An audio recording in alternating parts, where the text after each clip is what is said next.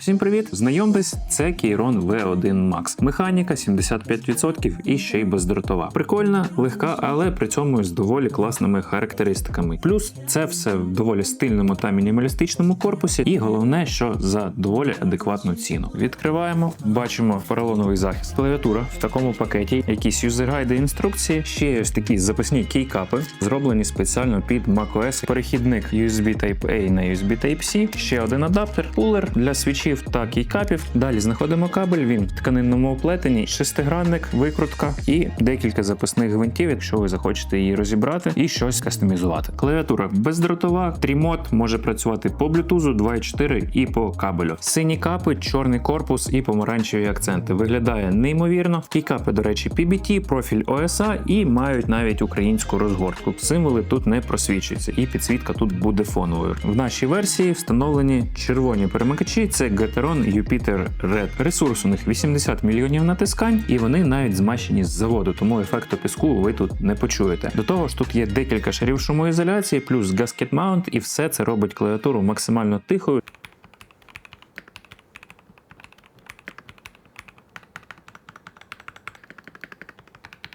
І по автономності у цієї малої проблем немає. Живе вона до 190 годин, частота опитування тут до 1000 Гц, по дроту або 2.4, по Bluetooth 90 Гц. І ще один цікавий момент, тут Open Source Soft та підтримка QMK та VIA. Тому, якщо у вас є достатній скіл, ви можете з софтом робити все, що вам заманеться. На верхній частині є функціональна крутилочка, регулювання гучності, збоку є два перемикачі, один відповідає за перемикання операційної системи, другий за живлення та вибір режиму роботи. А також тут є те, що я бачу вперше, тут аж цілих два передавача. Один класичний USB Type-A, другий USB Type-C. На нижній частині, окрім відкидних, є ще і звичайні ніжки, щоб клавіатура не ковзала стол. Ви можете прийти до нас в магазин, протестувати її, або одразу замовити у нас через сайт. Ми магазин геймерських девайсів Зона 51, є в Києві, Дніпрі, Одесі та Львові і чекаємо на вас.